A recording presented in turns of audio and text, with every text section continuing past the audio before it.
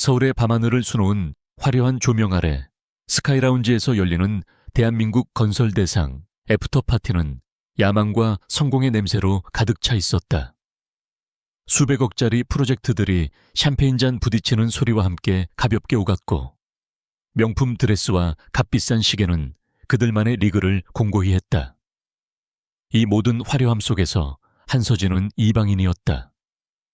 그녀는 갓 졸업한 후배가 근무하는 작은 인테리어 회사의 대리 참석 자격으로 겨우 이곳에 발을 들였다.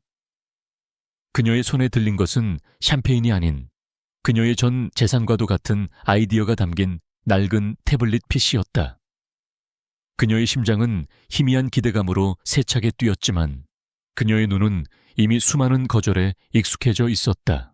그녀는 업계의 거물들 사이를 조심스럽게 비집고 다니며 자신의 포트폴리오를 선보일 아주 작은 틈이라도 찾고 있었다. 하지만 대부분은 그녀의 소속을 듣고는 가벼운 조소와 함께 고개를 돌렸다.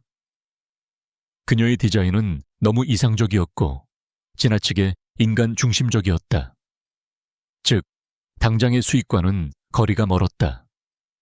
사람들의 소음과 인공적인 웃음소리에 지친 서진은 잠시 바람을 쐬기 위해 테라스로 향하는 유리문을 밀었다. 그곳에는 이미 한 남자가 서 있었다. 그는 파티장의 조명 대신 차가운 도시의 야경을 등지고 서 있었기에 얼굴이 잘 보이지 않았지만 그에게서는 다른 사람들과는 확연히 다른 종류의 무게감과 고독감이 느껴졌다. 강태준, 유신건설의 젊은 총수이자 업계의 냉혈한으로 불리는 남자였다. 그는 할아버지에게서 제국을 물려받았지만 그 내부는 이미 고인물처럼 썩어가고 있었다. 그는 지금 이 순간에도 자신을 옭아매려는 늙은 이사들의 감시망에서 벗어나 잠시 숨을 고르고 있었다. 그때 낯선 여자의 기척이 느껴졌다. 돌아본 그의 눈에 비친 것은 화려한 파티와는 어울리지 않는, 그러나 놀라울 정도로 맑고 단단한 눈빛을 가진 여자였다. 한서진.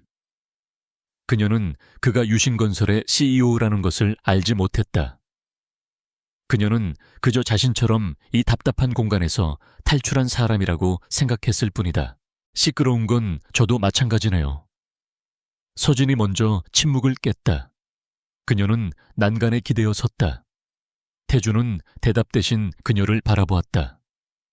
그녀의 드레스는 분명 저렴한 기성품이었지만 그녀의 태도는 조금도 위축되지 않았다. 저 안의 사람들은 건물을 숫자로만 보는 것 같아요. 몇 평, 몇 억. 하지만 건물은 그 안에 사는 사람들의 삶을 담는 그릇이잖아요. 서진은 자신도 모르게 자신의 철학을 털어놓고 있었다. 어차피 이곳에서 자신에게 관심을 가질 사람은 없다고 생각했기 때문이다. 그녀는 자신의 태블릿을 켜서 디자인 몇 개를 보여주었다. 저는 공간이 사람을 위로할 수 있다고 믿어요. 태주는 놀라움을 감출 수 없었다. 지난 몇 년간 그가 들었던 것은 오직 용적률과 수익성뿐이었다. 그런데 이 여자는 위로를 말했다. 그녀의 디자인은 혁신적이었고 무엇보다 진심이 담겨 있었다. 그것은 그가 유신을 물려받으며 가졌던, 그러나 오래된 정치 싸움 속에서 잊고 있었던 바로 그 초심이었다. 그는 자신도 모르게 그녀의 말에 빠져들었다. 지속 가능한 자재를 쓰고 커뮤니티 공간을 확보하면 초기 비용은 더 들겠죠. 하지만 장기적으로는 그 건물의 가치를, 아니, 그곳에 사는 사람들의 삶의 질을 높일 겁니다. 두 사람의 대화는 시간 가는 줄 모르고 이어졌다. 태주는 처음으로 자신의 지위나 책임을 잊고 순수하게 건축과 공간에 대해 이야기했다. 그는 유신의 경직된 시스템과 변화를 거부하는 보수적인 이사진에 대한 답답함을 은연중에 내비쳤다. 서진은 그의 말에 깊이 공감했다. 그녀는 이 남자가 자신과 같은 꿈을 꾸고 있다고 느꼈다. 그들은 이름만 간신히 통성명했을 뿐 서로의 정확한 신분을 알지 못했다. 그저 차가운 도시의 밤 공기 속에서 서로의 열정을 알아본 두 영혼의 만남이었다. 파티가 끝나갈 무렵 서진은 망설이다가 말했다. 사실 저 내일 유신건설에서 프레젠테이션이 있어요. 물론 정식 공모는 아니고 겨우 얻어낸 기회지만요. 태준의 눈빛이 순간 미세하게 흔들렸다. 유신건설. 그는 잠시 침묵했다. 그가 무슨 말을 하기도 전에 파티장 안에서 누군가 그를 부르는 소리가 들렸다. 강 대표님. 서진의 눈이 커졌다. 강 대표? 설마. 태준은 서진을 바라보며 복잡한 표정을 지었다. 내일 봅시다, 한서진 씨. 그것이 그가 남긴 마지막 말이었다. 그는 서둘러 파티장 안으로 사라졌고 서진은 자신이 방금 대화를 나눈 남자가 유신건설의 CEO 강태준이라는 사실에 한동안 멍하니 서 있어야 했다. 운명처럼 느껴졌다. 어쩌면 이것이 정말 그녀의 인생을 바꿀 기회일지도 모른다고. 다음 날 아침 유신건설 30층의 중역회의실은 얼음장처럼 차가웠다. 거대한 마호가니 테이블 주위로 유신의 실세들이 앉아 있었다. 그 중심에는 강태준이 있었지만 그의 맞은편에는 여우처럼 교활한 눈빛의 박 회장이 앉아 있었다. 박 회장은 선대 회장의 충신이었음을 내세우며 사사건건 태준의 발목을 잡는 인물이었다. 그는 태준의 젊음과 혁신적인 시도들을 못마땅하게 여기며 호시탐탐 그를 끌어내릴 기회만 엿보고 있었다. 오늘 이 무명 디자이너의 프레젠테이션 기회 역시 태준이 아니라 박 회장의 입김이 닿은 누군가의 변덕으로 잡힌 것이었다. 한서준은 긴장으로 마른 입술을 애써 죽이며 회의실로 들어섰다. 그리고 테이블 상석에 앉아있는 강태준을 발견했다. 어젯밤 테라스에서 만난 그 남자가 맞았다. 하지만 지금 그의 눈빛은 어젯밤의 따뜻함이나 고뇌 대신 모든 것을 꿰뚫어 볼 듯한 차가운 이성으로 번뜩이고 있었다. 서진은 짧게 목례를 하고 프레젠테이션을 시작했다. 그녀가 준비한 것은 단순한 인테리어 디자인이 아니었다. 유신이 현재 답보 상태에 빠진 구도심 재개발 프로젝트를 위한 혁신적인 커뮤니티 중심의 공간 설계안이었다. 그녀는 열정적으로 설명했다. 어젯밤 태준과 나누었던 철학을 바탕으로 어떻게 하면 최소한의 비용으로 최대한의 사회적 가치를 창출할 수 있는지, 어떻게 하면 버려진 공간이 다시 사람들의 숨결로 채워질 수 있는지를 역설했다. 그녀의 아이디어는 대담하고 구체적이었으며 무엇보다 강력한 힘을 가지고 있었다. 태준의 눈빛이 흔들리는 것을 서진은 보았다. 분명히 그의 마음이 움직이고 있었다. 하지만 바로 그때 박 회장이 팔짱을 끼며 비웃는 소리가 정적을 깼다. 헤이요. 그야말로 아마추어다운 발상이군. 박 회장이 차갑게 말했다. 한서진 씨라고 했나? 우리가 지금 자선사업 하자는 겁니까? 그림은 예쁘지만 그래서 이걸로 우리가 얼마를 벌 수 있는데 이건 그냥 돈 먹는 함에 불과해. 안 그렇습니까, 강 대표? 모든 시선이 태준에게로 향했다. 박 회장은 태준을 시험하고 있었다. 이 쓸데없는 감상주의에 동조하는지 아니면 유신의 총수로서 냉철한 판단을 내리는지. 태준은 이사들의 의심과 견제의 눈빛을 정면으로 받았다. 그는 지금 이 자리에서 조금이라도 약한 모습을 보이거나 박 회장의 논리에 밀리면 자신이 추진하려던 모든 개혁안이 수포로 돌아갈 것임을 직감했다. 서진은 태준을 바라보았다. 그녀의 눈빛에는 간절함과 함께 어젯밤의 교감을 바탕으로 한 희미한 믿음이 담겨 있었다. 당신은 이해하잖아요. 그녀의 눈이 그렇게 말하고 있었다. 강태준은 그녀의 디자인과 그녀의 눈빛을 번갈아 보았다. 그는 모니터에 띄워진 그녀의 완벽한 설계도를 바라보았다. 그리고 천천히, 아주 천천히 입을 열었다. 회의실의 모든 공기가 그의 입술에 집중되었다. 그는 서진을 그녀의 모든 열정과 희망을 정면으로 응시하며 얼음처럼 차가운 목소리로 한마디를 내뱉었다. 무가치하군. 그 한마디가 서진의 온 세상에 울려 퍼졌다. 무가치하다고, 가치가 없다고. 그녀의 머릿속이 하얗게 비었다. 어젯밤 자신의 말에 그렇게 깊이 공감해주던 그 남자가 아니었다. 그는 지금 완전히 다른 사람이었다. 박 회장의 입가에 만족스러운 미소가 번졌다.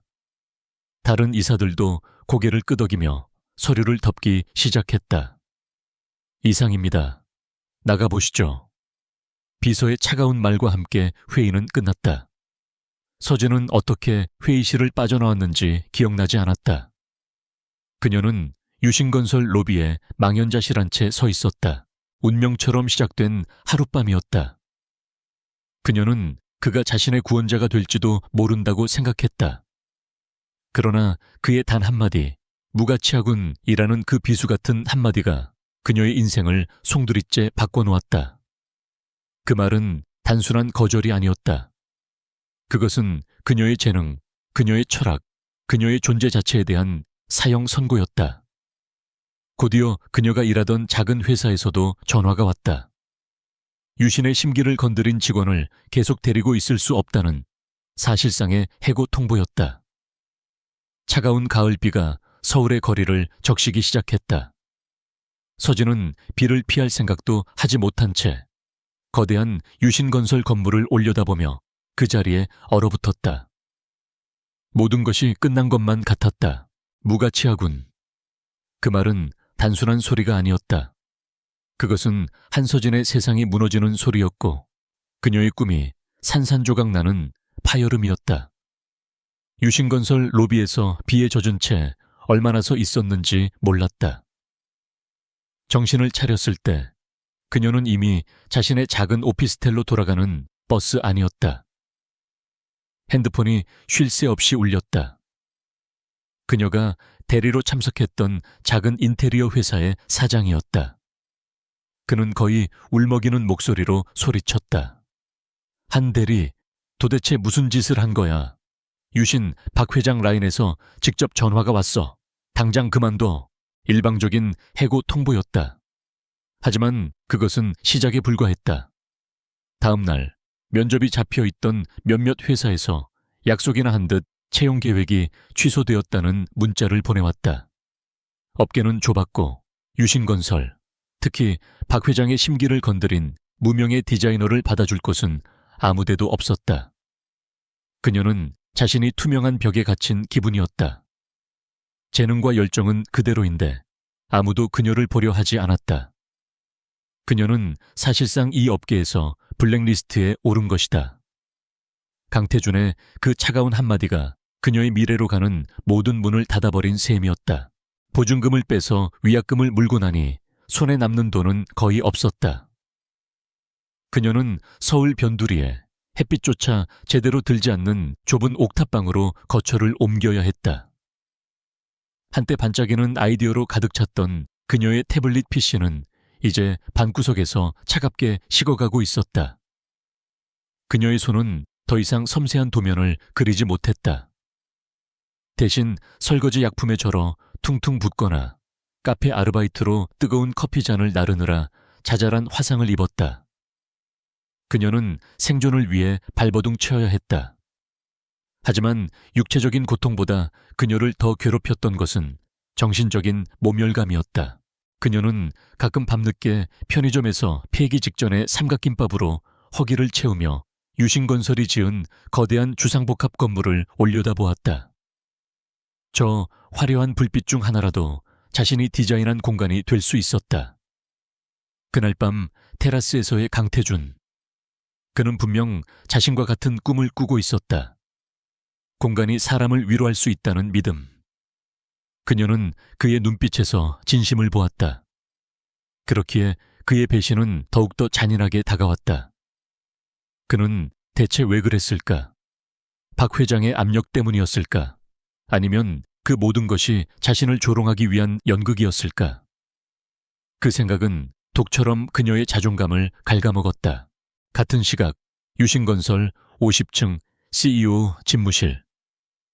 강태준은 거대한 통유리창 너머로 도시의 야경을 내려다보고 있었다.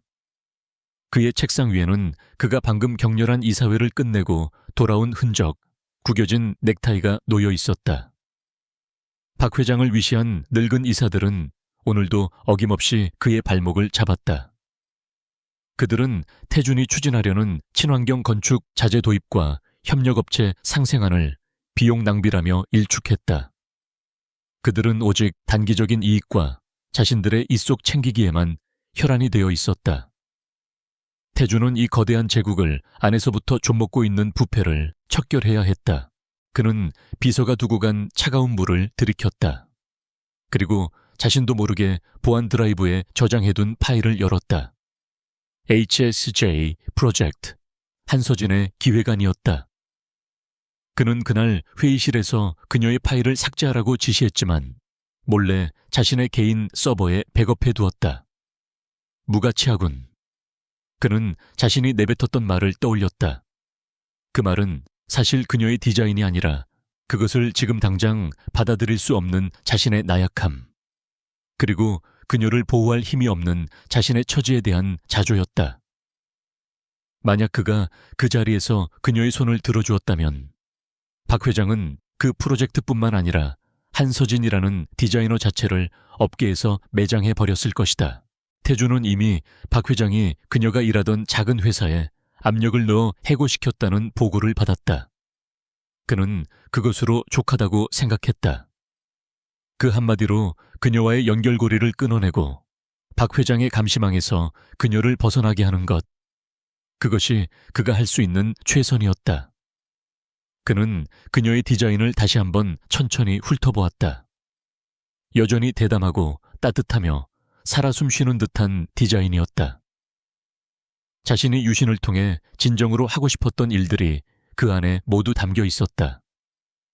그는 파일을 닫으며 씁쓸하게 중얼거렸다. 아직은 때가 아니야.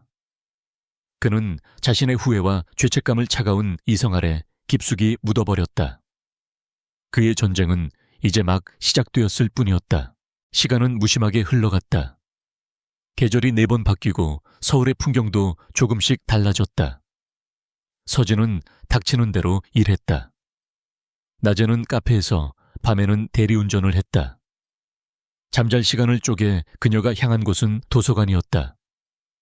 그녀는 더 이상 디자인 공모전에 기웃거리지 않았다. 대신 건축공학, 재료학, 심지어 경영학 서적까지 닥치는 대로 읽어 삼켰다. 그녀는 깨달았다. 자신의 디자인이 아무리 뛰어나도 그것을 현실로 구현해낼 힘, 즉 자본과 권력의 논리를 이해하지 못하면 언제든 다시 무가치한 것으로 치부될 수 있음을. 그녀의 옥탑방 한쪽 벽은 세계적인 건축 잡지에서 오려낸 사진들과 그녀가 새로 그린 스케치들로 가득 차기 시작했다. 그녀의 그림체는 변해 있었다. 과거의 따뜻함과 이상주의는 여전했지만 그 위에 날카로운 이성과 치밀한 계산이 더해졌다. 그녀는 더 이상 위로만을 말하지 않았다. 그녀의 디자인은 이제 지속 가능한 수익성과 대체 불가능한 가치를 동시에 외치고 있었다. 그녀는 강태준이 그리고 박 회장이 반박할 수 없는 완벽한 논리를 갑옷처럼 두르고 있었다. 그러던 어느 날 그녀는 이탈리아 밀라노에서 열리는 작은 디자인 워크숍의 보조연구원 모집 공고를 보게 되었다. 조건은 형편없었고 비행기 값조차 스스로 감당해야 했다. 하지만 서진의 심장이 다시 뛰기 시작했다. 이곳 서울에서는 아니었다. 자신을 짓밟은 이 땅에서는 다시 일어설 수 없었다. 그녀는 그동안 푼푼히 모아온 돈과 마지막 남은 자존심까지 모두 끌어모아 편도 비행기 표를 끊었다. 인천 공항 출국장. 그녀는 몇 년 만에 처음으로 유신건설 본사 방향을 바라보았다. 그녀의 눈에는 더 이상 눈물이나 절망이 없었다. 대신 모든 것을 불태워버릴 듯한 차가운 불꽃이 타오르고 있었다. 나는 반드시 돌아온다, 강태준. 그녀는 그 이름을 나지막이 읊조렸다. 그것은 복수의 다짐인 동시에 그녀 자신에게 하는 생존의 맹세였다. 5년이라는 시간. 그녀는 그 시간을 자신을 가장 날카롭고 강력한 무기로 재련하는 용광로로 삼기로 결심했다. 그녀는 망설임 없이 게이트를 통과했다. 잿더미 속에서 그녀의 조용한 재활이 시작되고 있었다.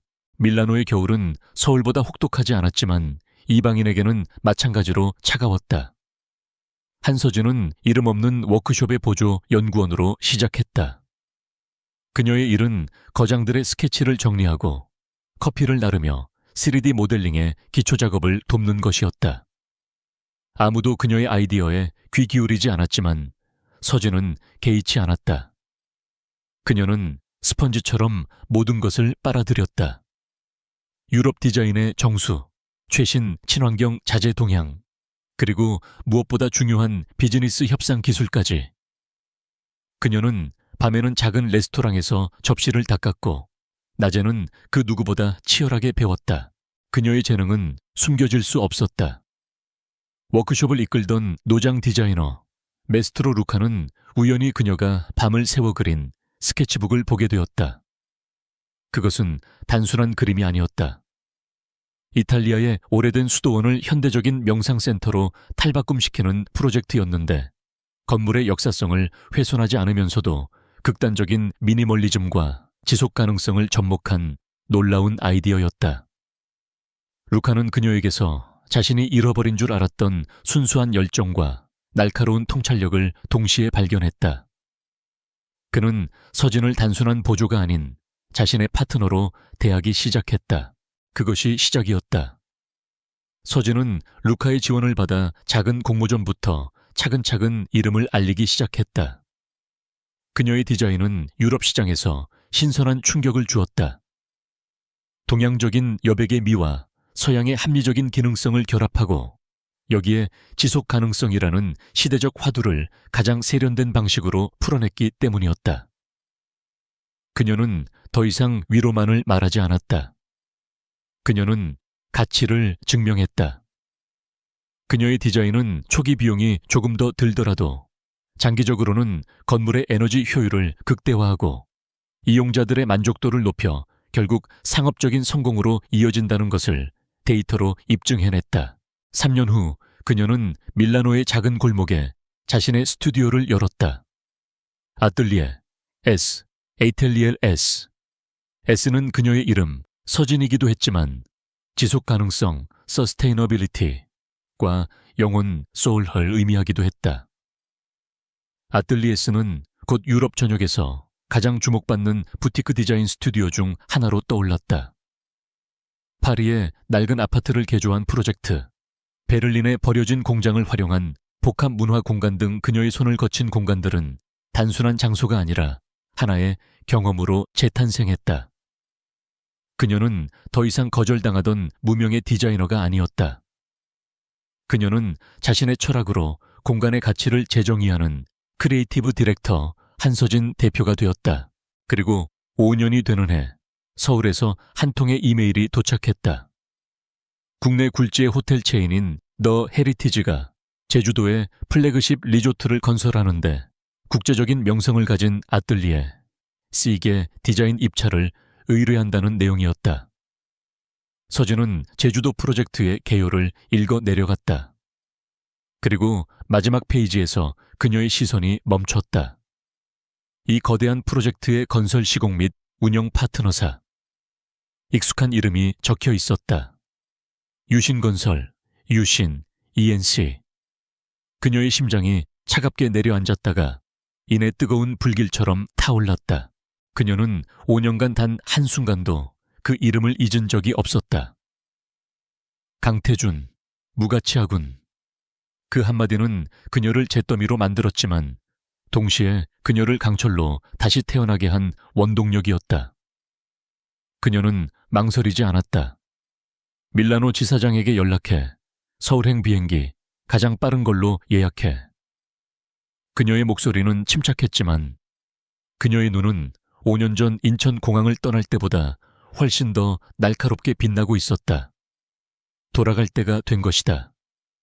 자신이 무가치하지 않음을 증명하기 위해서, 그리고 그들의 오만한 성체를 자신의 실력으로 정면 돌파하기 위해서 한서진의 귀국은 업계에 조용한 파문을 일으켰다.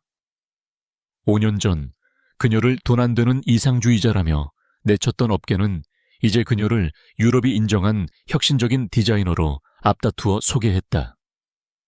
그녀의 인터뷰 기사가 주요 경제지에 실렸고 그녀의 디자인 철학은 건축 전문지에서 특집으로 다뤄졌다. 그녀는 더 이상 유신의 문 앞에서 떨던 사회 초년생이 아니었다.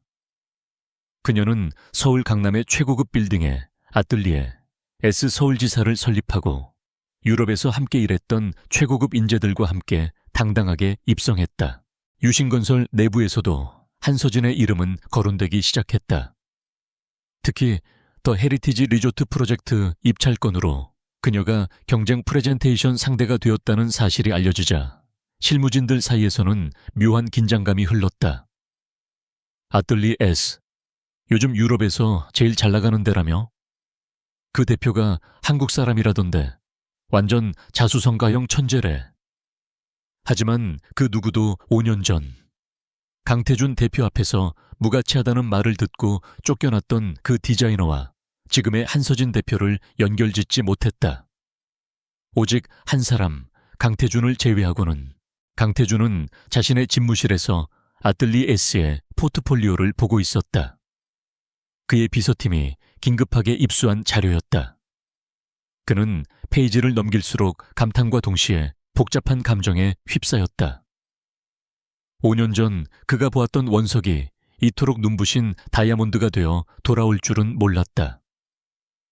그녀의 디자인은 여전히 따뜻했지만 동시에 그 어떤 건축가보다 냉철하고 논리적이었다. 그녀는 감성에 호소하는 대신 완벽한 데이터와 비용 대비 효과 분석으로 자신의 디자인을 증명하고 있었다. 그는 자신도 모르게 HJA 프로젝트 파일을 다시 열었다. 5년 전의 그 풋풋하지만 빛나던 기획안과 지금의 포트폴리오는 명백히 다른 수준이었지만 그 안에 담긴 공간은 사람을 담는 그릇이라는 철학만큼은 변함없이 이어지고 있었다. 그는 5년 전 그날을 떠올렸다. 박 회장의 서슬 퍼런 압박 속에서 그녀를 보호하기 위해 내뱉었던 그 잔인한 말. 그는 그것이 최선이라 여겼지만 결국 그 말은 그녀에게 지울 수 없는 상처를 주었고 동시에 그녀를 이토록 강력하게 단련시킨 채찍이 되었다. 그는 이번 더 헤리티지 프로젝트가 단순한 경쟁 입찰이 아님을 직감했다. 이것은 5년의 시간을 뛰어넘어 다시 만난 운명의 대결이자 과거의 빚을 청산해야 할 피할 수 없는 무대였다. 며칠 후 더 헤리티지 리조트 프로젝트의 1차 비공개 프레젠테이션 날. 서울의 최고급 호텔 연회장에 각 분야의 전문가들과 심사위원 그리고 경쟁사들이 모였다. 유신건설은 강태준 대표가 직접 프레젠테이션을 맡을 예정이었다. 그의 등장은 언제나처럼 좌중을 압도했다. 완벽하게 재단된 수트와 냉철한 카리스마는 5년 전보다 더욱 견고해져 있었다. 그는 유신이 가진 압도적인 기술력과 자본력을 바탕으로 한 웅장한 리조트 설계안을 제시했다. 심사위원들은 고개를 끄덕이며 감탄했다.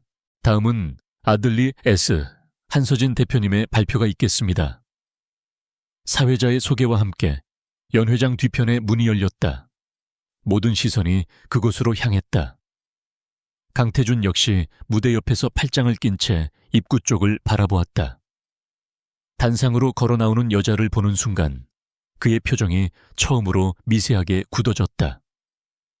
5년 전 비에 젖은 채 절망에 빠져 있던 가녀린 모습은 어디에도 없었다.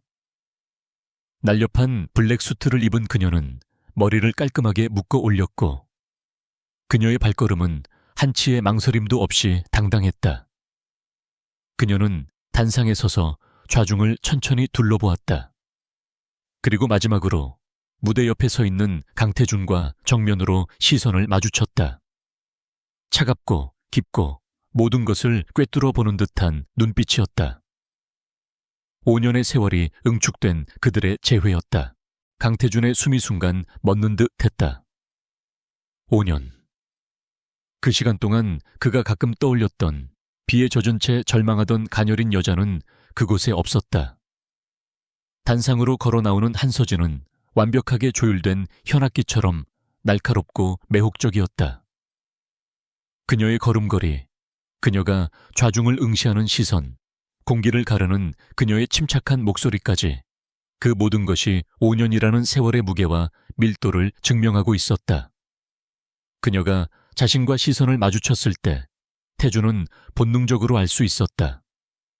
그녀는 자신을 용서하지 않았을 뿐만 아니라 자신을 극복하기 위해 돌아왔다는 것을. 서준은 마이크 앞에 섰다. 그녀의 심장이 제멋대로 뛰었지만 그녀의 표정은 얼음장처럼 차가웠다. 그녀는 스크린의 첫 번째 이미지를 띄웠다.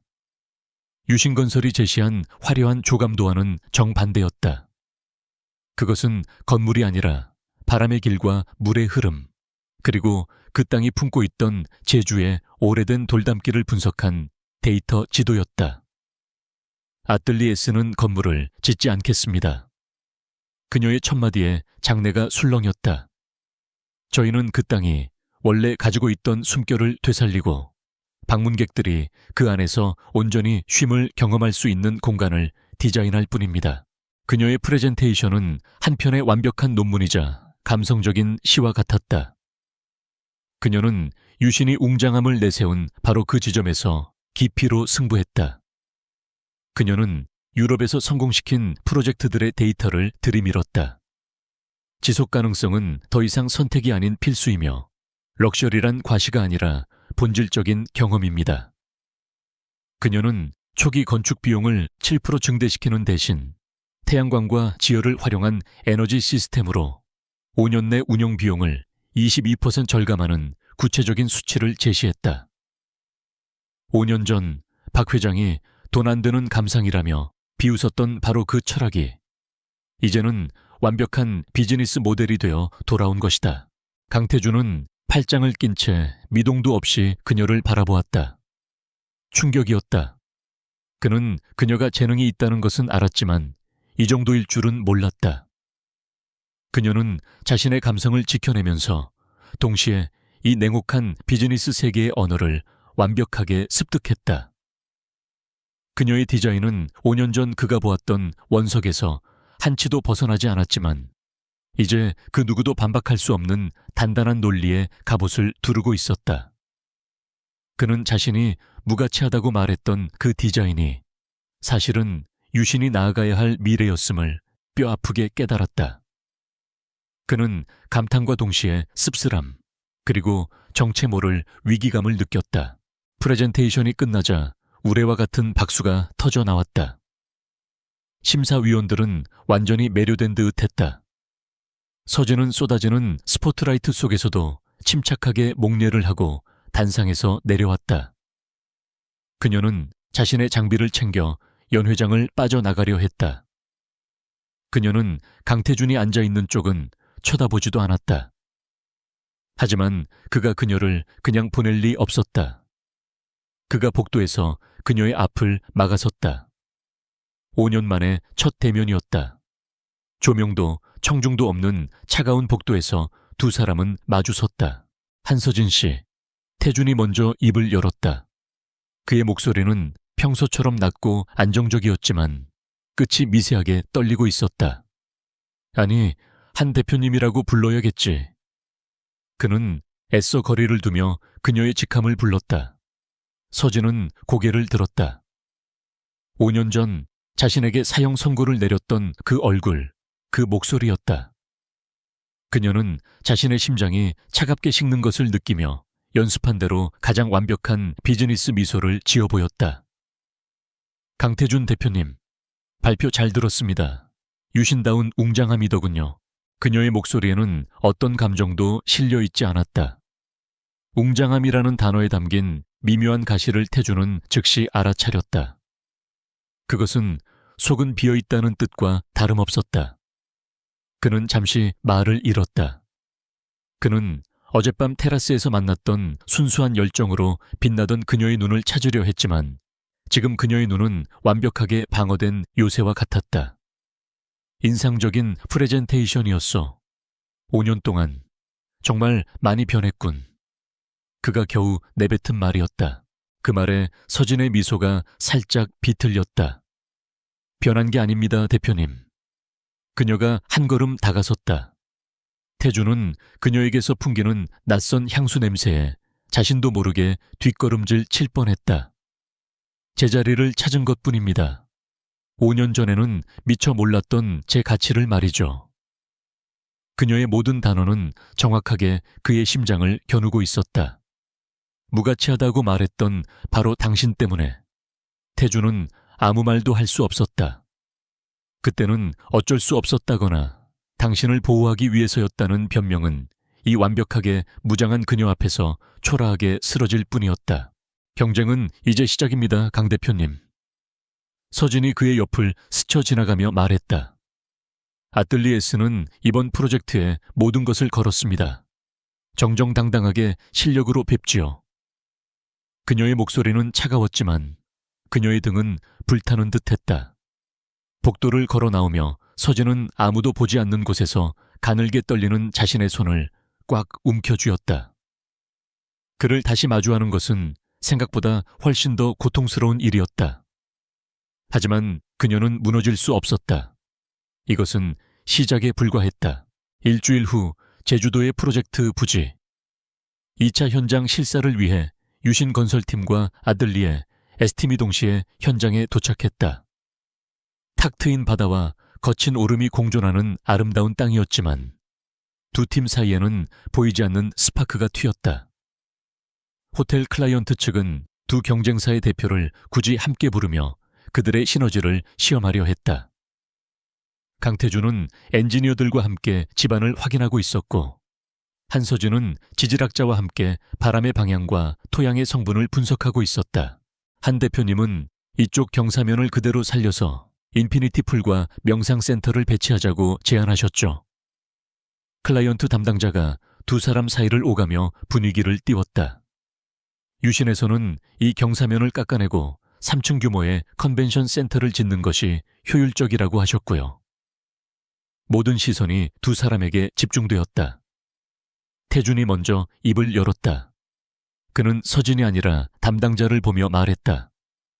경사면을 유지하는 것은 기술적으로 가능합니다. 다만 토목공사 비용이 예상보다 30% 이상 증가할 겁니다. 그만한 가치가 있는지 의문이군요. 5년 전과 똑같은 논리였다. 비용과 효율. 서진은 기다렸다는 듯이 태블릿 PC를 켰다. 제안서 42페이지를 봐주십시오. 그녀 역시 태준을 보지 않았다. 경사면을 유지할 경우 깎아낼 때 발생하는 막대한 양의 건설 폐기물 처리 비용이 들지 않습니다. 또한 이 경사면에서 발생하는 자연 대류 현상을 이용하면 저희가 설계한 자연황이 시스템의 효율이 극대화되어 연간 냉난방 운영비가 예상보다 7% 추가 절감됩니다. 그녀는 태준을 향해 고개를 돌렸다. 초기 비용 30% 증가는 5년째 모두 회수 가능합니다. 가치는 숫자로 증명하는 것입니다, 강 대표님. 태준의 표정이 굳었다. 그녀는 그의 모든 반박을 예상하고 완벽한 데이터를 준비해 온 것이다. 그는 더 이상 그녀를 감성적인 디자이너로 대할 수 없었다. 그녀는 유신건설의 그 어떤 전략기획팀장보다 더 냉철하고 정확한 전략가였다. 그는 자신도 모르게 쓴웃음을 지었다. 5년 전 자신이 짓밟았던 그 여자가 이제 자신을 가르치고 있었다. 제주도의 거센 바람이 두 사람의 팽팽한 신경전 사이를 세차게 불어 지나갔다. 유신건설의 박 회장은 자신의 사무실에서 제주도 현장 실사 보고서를 읽고 있었다. 그의 입에는 노회한 여우의 미소가 걸려 있었다. 강태준이 그 어린 여자 한서진에게 완전히 밀렸다는 내용이었다. 5년 전 자신이 돈 안 되는 감상팔이라며 짓밟았던 그 디자이너가 이제는 유신의 심장부를 겨누는 비수가 되어 돌아왔다. 박 회장은 원래 이번 프로젝트를 강태준이 맡아 성과를 내는 것 자체를 못마땅해 했다. 그는 태준의 혁신적인 시도들이 자신이 수십 년간 구축해온 견고한 유신 왕국에 균열을 내고 있다고 생각했다. 그는 비서를 불렀다. 아뜰리 S. 한서진 대표. 5년 전 우리 회사와 무슨 일이 있었는지 다시 한번 자세히 알아봐. 특히 강 대표와의 관계를. 박 회장은 강태준과 한서진 사이에 팽팽한 긴장감이 단순한 경쟁 심리 이상이라는 것을 간파했다. 그리고 며칠 후 그는 5년 전 그날의 회의록과 강태준이 무가치하군이라는 한마디로 그녀를 쫓아냈다는 사실을 확인했다. 재밌군. 박 회장은 낮게 웃었다. 그는 완벽한 시나리오를 떠올렸다. 강태준의 오만함을 이용해 강태준을 무너뜨릴 수 있는 시나리오.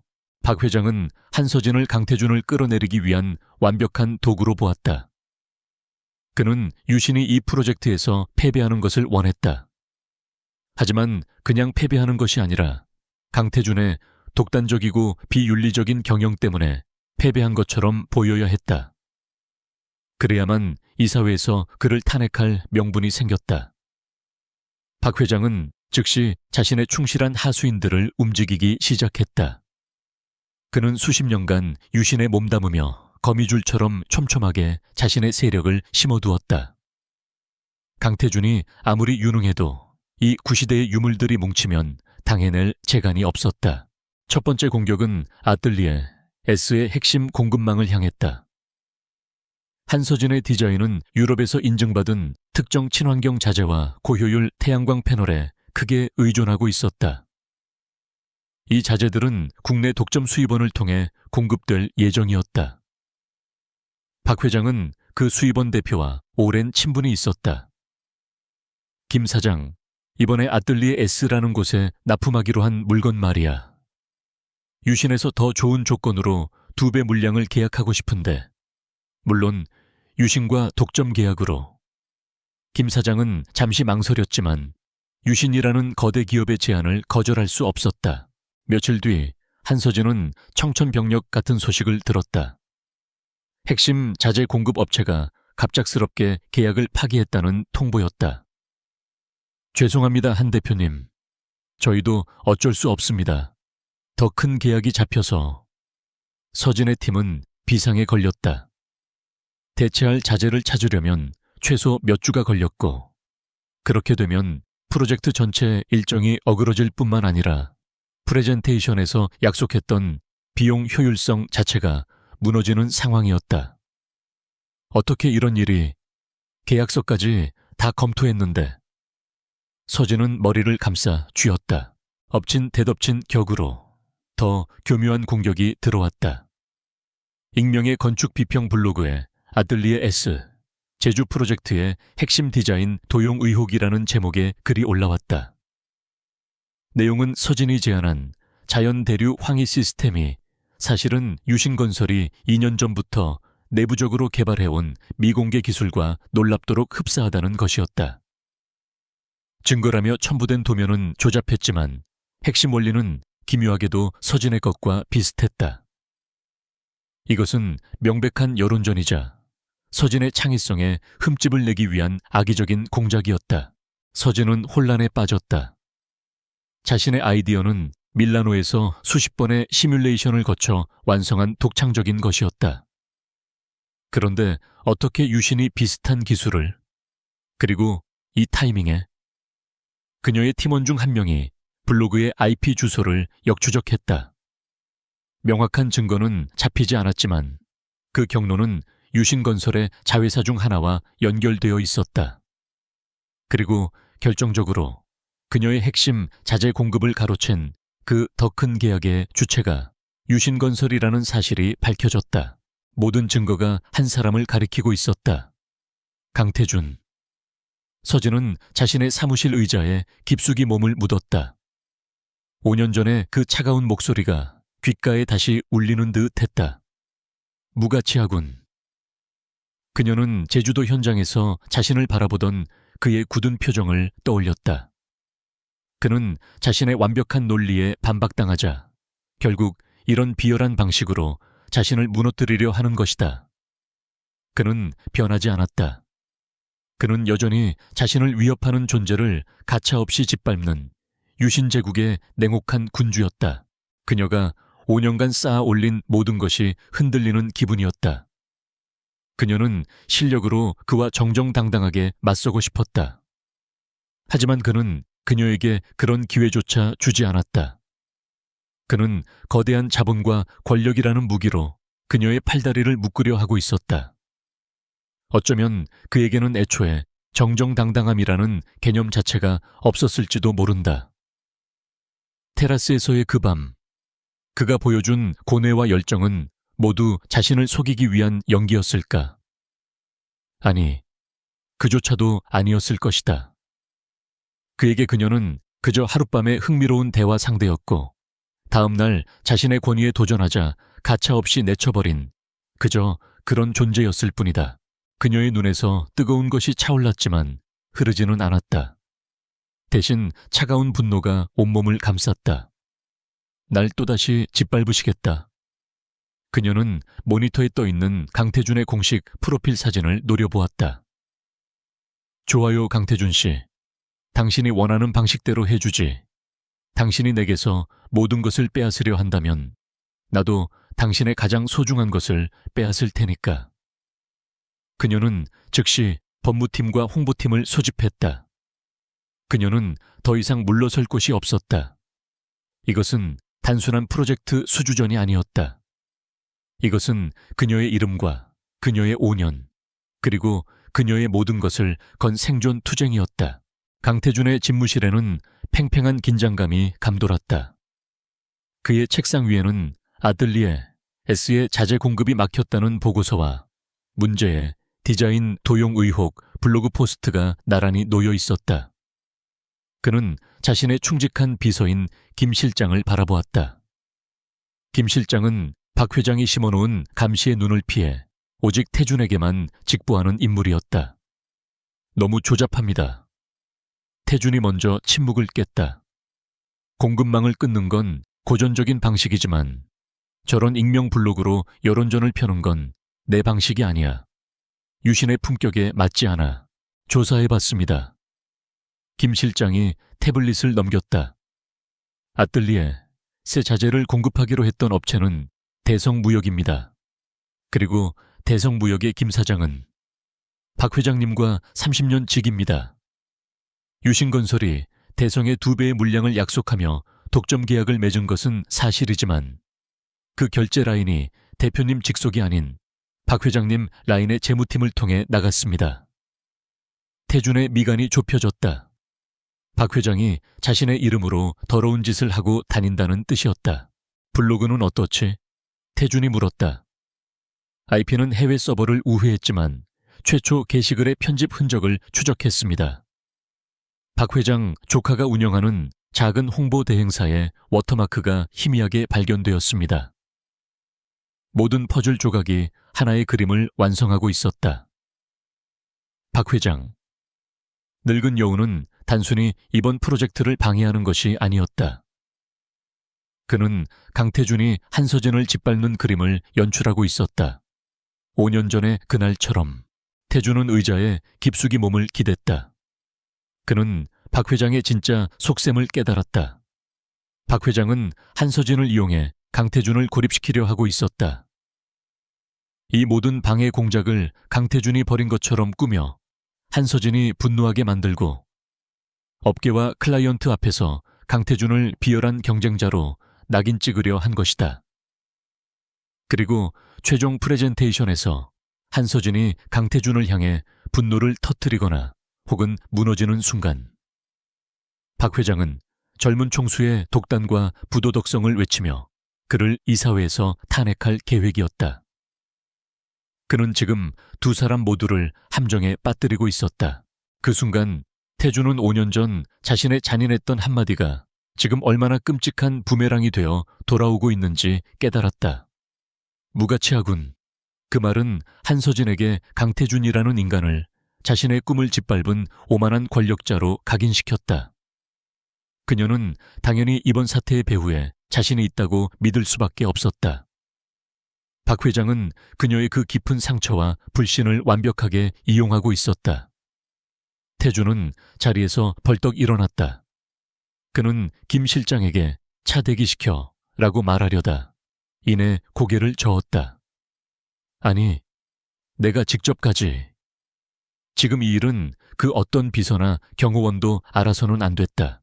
그날 밤 아뜰리에 S 사무실은 늦게까지 불이 꺼지지 않았다. 서진은 대체 자재를 찾기 위해 유럽 지사와 화상회의를 막 끝낸 참이었다. 그녀의 눈은 붉게 충혈되어 있었고 머리는 깨질 듯이 아팠다. 그녀가 지친 몸을 이끌고 1층 로비로 내려왔을 때 어둠 속에 서 있는 익숙한 실루엣을 발견하고 그대로 얼어붙었다. 강태준, 그가 왜 여기에? 그녀의 온몸에 즉각적인 경계심이 솟아올랐다. 여기까지 무슨 용무시죠, 강 대표님?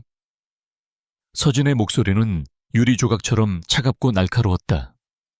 제 사무실에도 압류 딱지라도 붙이시려고요? 아니면 이번엔 또 무슨 루머를 퍼뜨릴 생각이신지? 그녀는 한치의 물러섬도 없이 그를 쏘아붙였다. 그녀의 눈에는 5년 전의 절망 대신 모든 것을 불태워버릴 듯한 분노가 가득했다. 태주는 그녀의 그 저기에 가슴 한쪽이 아려왔지만 지금은 감상에 젖을 때가 아니었다. 그는 그녀에게 똑바로 다가갔다. 아이 싸움, 당신이 생각하는 그런 게 아니야. 태준이 낮고 억눌린 목소리로 말했다. 당신은 지금 이용당하고 있어. 서진은 어이가 없다는 듯 헛웃음을 터뜨렸다. 이용당해? 누가 누구한테 그런 말을 하죠. 제 자재 공급선을 막고 제 디자인을 도용했다고 누명을 씌운 건 당신입니다, 강태준 씨. 그녀의 목소리가 로비에 울려 퍼졌다. 그녀는 더 이상 그 앞에서 떨지 않았다. 유신건설이 대성무역과 독점 계약한 거 제가 모를 줄 알았어요. 그 비열한 블로그 뒤에 당신네 자회사가 있는 것도 그건 내가 아니야. 태준이 버럭 소리쳤다.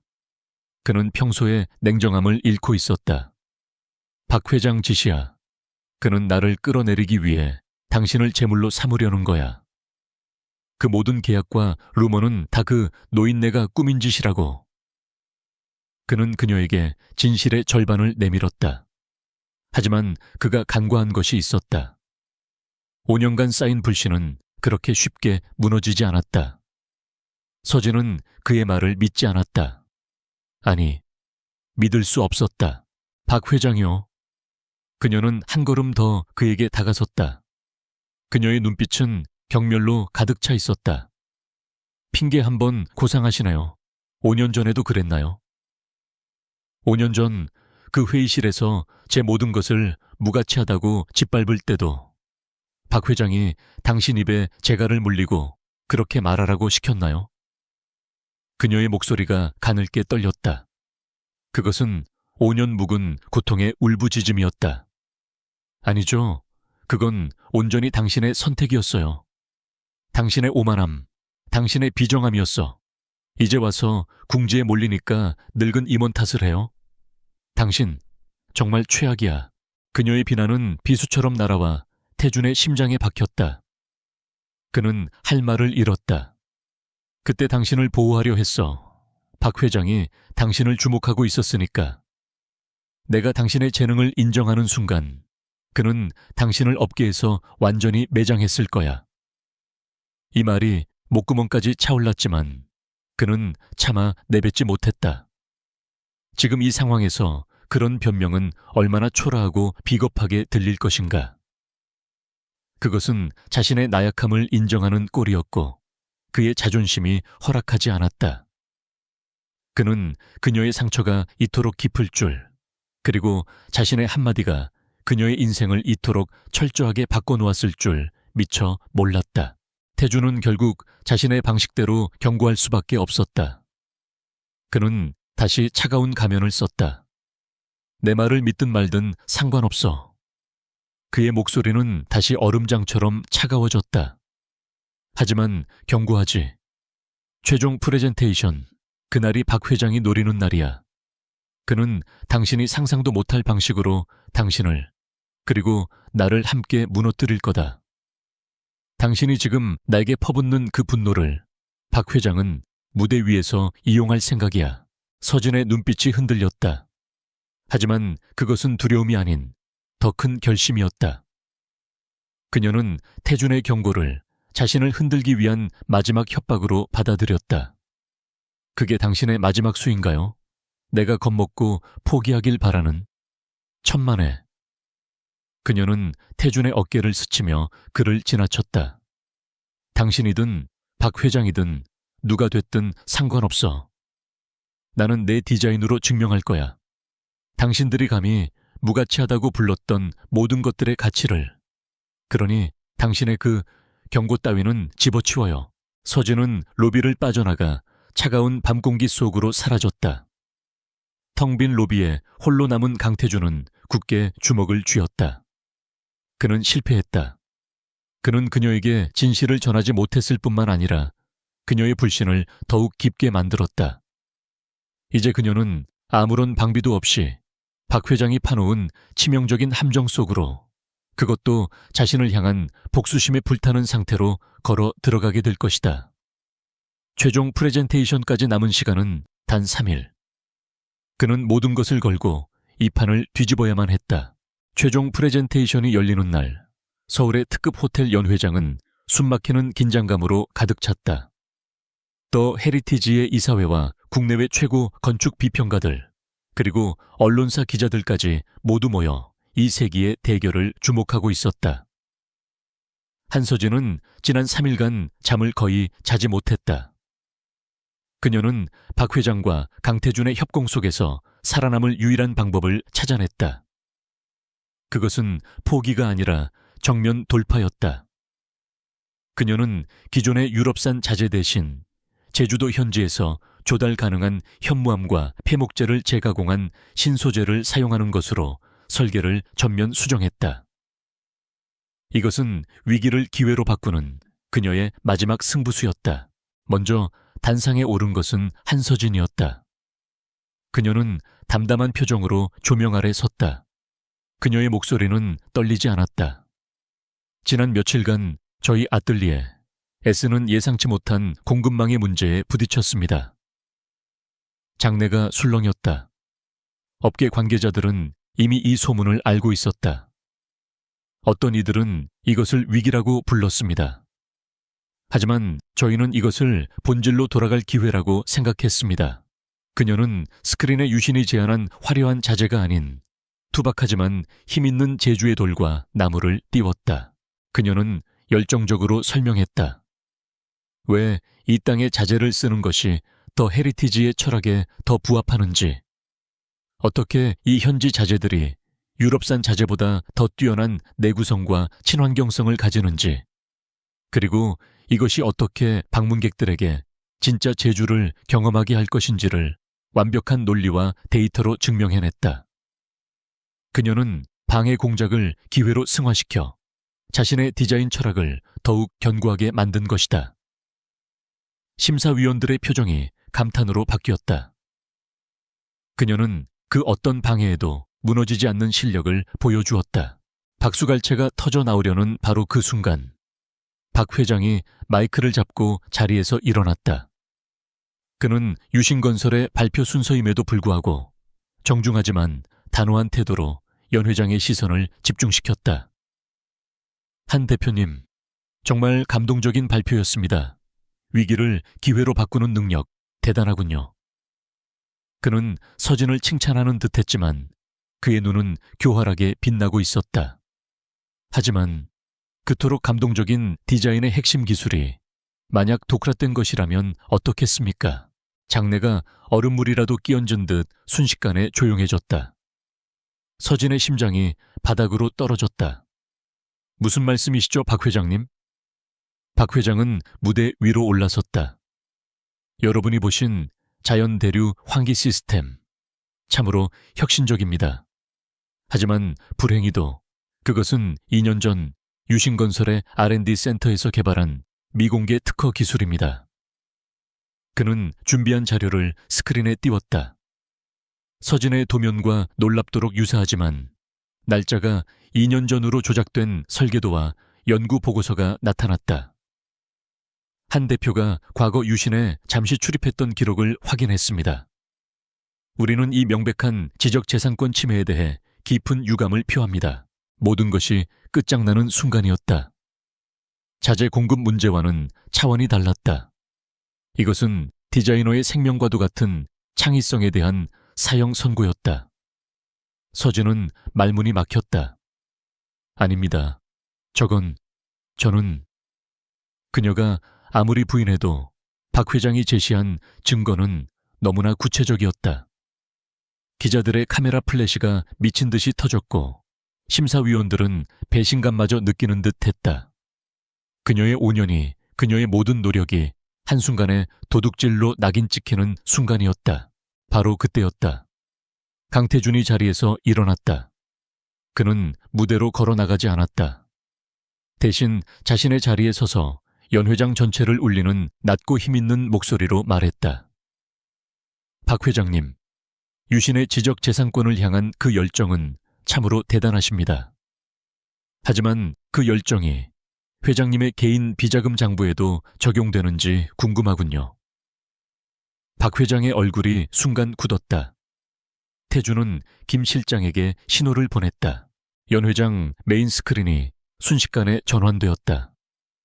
나타난 것은 설계도가 아니었다.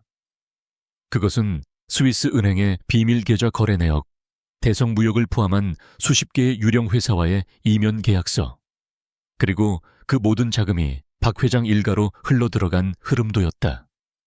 박 회장께서는 지난 10년간 유신건설의 프로젝트 자재비를 부풀려 최소 500억 원 이상의 비자금을 조성하셨습니다. 장래는 아수라장이 되었다. 아틀리에스의 자재를 막은 것 역시 김 사장과의 오랜 커넥션을 이용한 것이며 그 목적은 프로젝트의 성공이 아니라 오직 저를 견제하기 위함이었습니다. 박 회장이 소리쳤다. 거짓말 마.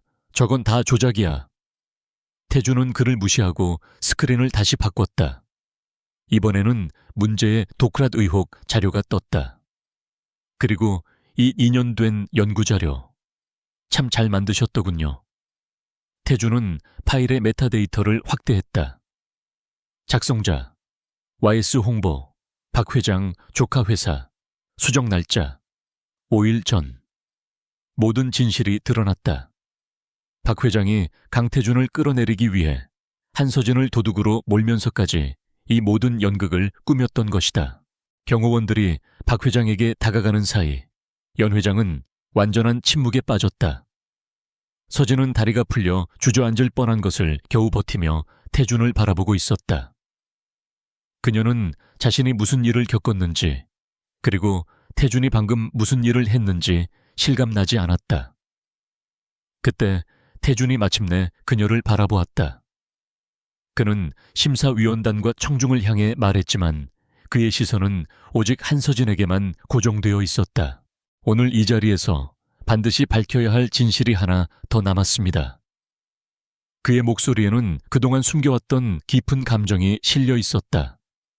박 회장은 제가 한 대표를 짓밟으려 했다고 믿었고 그 오해를 이용해 이 함정을 팠습니다. 그 오해는 전적으로 제가 자초한 일입니다. 그는 모든 것을 고백하기로 결심했다. 5년 전 저는 한서진 씨의 디자인을 무가치하다고 말했습니다. 기자들이 다시 술렁였다. 그것은 제 인생 최악의 거짓말이었습니다. 그는 서진에게서 눈을 떼지 않았다. 그 디자인은 제가 본 그 어떤 것보다 가치 있었고 빛났습니다. 하지만 그날 그 자리에 박 회장이 있었습니다.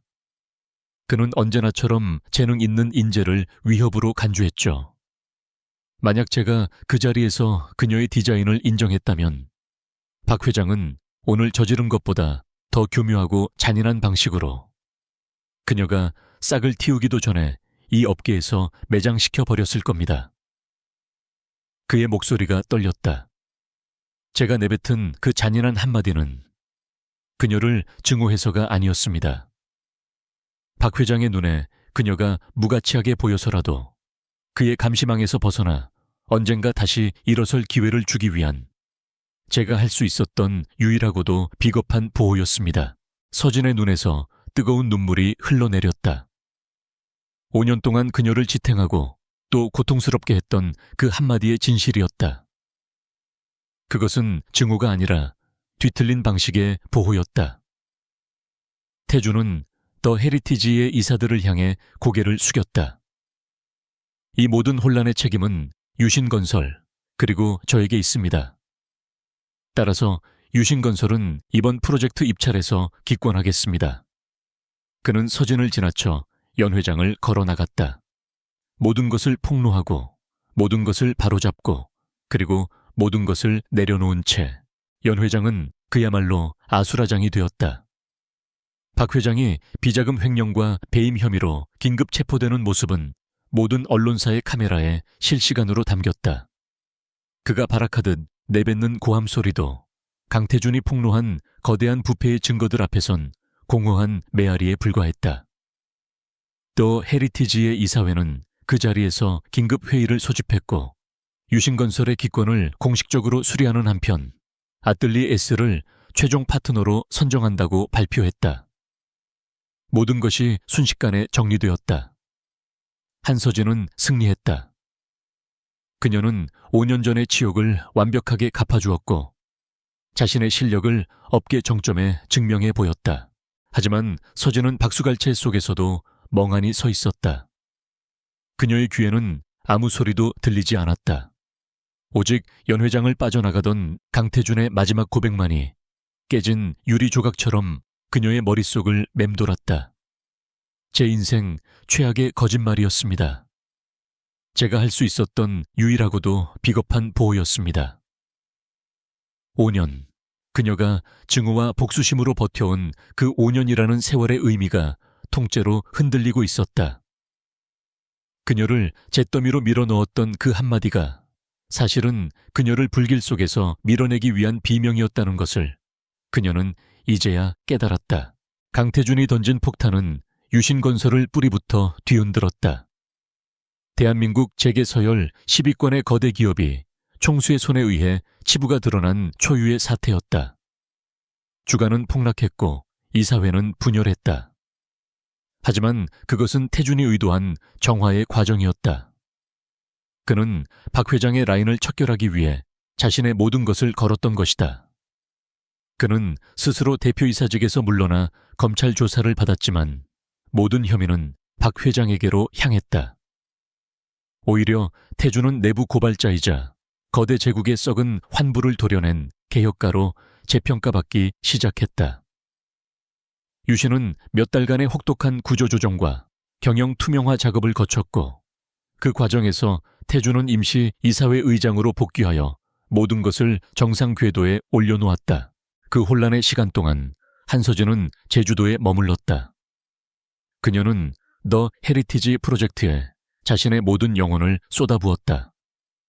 강태준의 고백을 애써 외면하려는 듯 그녀는 일에만 미친 듯이 매달렸다.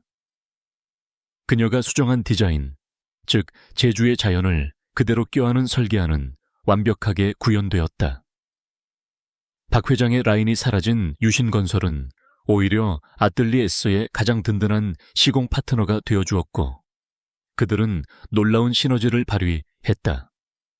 그녀가 5년 전 꿈꾸었던 사람을 위로하는 공간이 역설적이게도 유신의 손을 통해 현실이 되어가고 있었다. 프로젝트가 막바지에 다다를 무렵 서진은 더 이상 자신의 마음을 외면할 수 없음을 깨달았다. 그녀의 5년을 지탱해온 동력은 증오였다. 그런데 그 증오의 대상이 사라지자 그녀의 마음 한구석이 거대하게 무너져 내린 듯 공허했다. 그리고 그 빈자리를 채운 것은 5년 전 그날 밤 테라스에서 만났던 한 남자에 대한 뒤늦은 미안함과 그가 감당했을 무게에 대한 연민, 그리고 그리움이었다. 그녀는 자신이 강태준을 단 한순간도 제대로 이해하려 하지 않았음을 인정해야 했다. 그녀는 그에게 확인해야 할 것이 있었다. 몇 달 후 가을바람이 상쾌하게 불던 날, 서진은 강태준을 찾아갔다. 그는 유신의 화려한 50층 집무실에 있지 않았다. 수소문 끝에 그녀가 찾은 곳은 서울 외곽에 유신이 운영하는 작은 건축 전문 도서관이었다.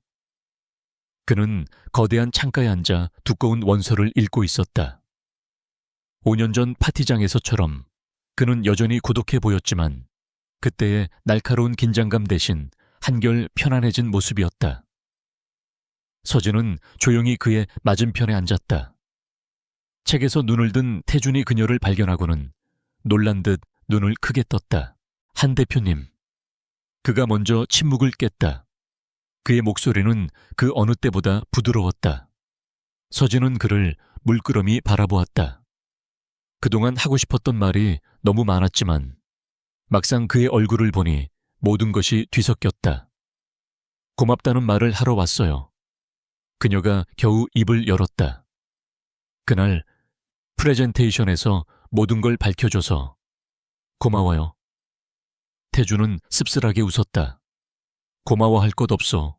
내가 5년 전에 했어야 할 말이었으니까. 아니요.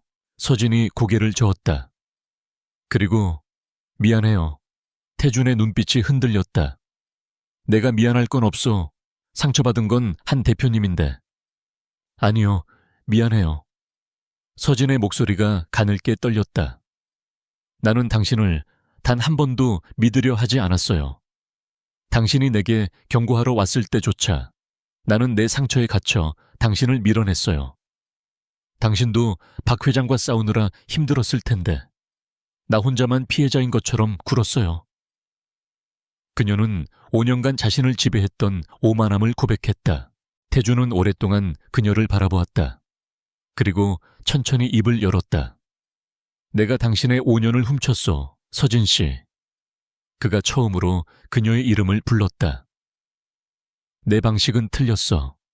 오만했고 잔인했지. 당신을 보호한다는 명분으로 나는 당신의 자존심과 재능을 무참히 짓밟았어. 당신이 나를 증오하며 버텨온 그 시간을 내가 어떻게 보상할 수 있겠소? 그는 자신의 과오를 진심으로 인정했다. 그것은 5년 만에 이루어진 두 사람의 진정한 화해였다. 서진의 눈에 눈물이 고였다. 보상 같은 거 필요 없어요. 다만 궁금했어요. 그녀가 물었다. 5년 전 그날 밤 테라스에서 했던 말들. 공간이 사람을 위로할 수 있다는 내 말에 공감해주던 당신의 눈빛.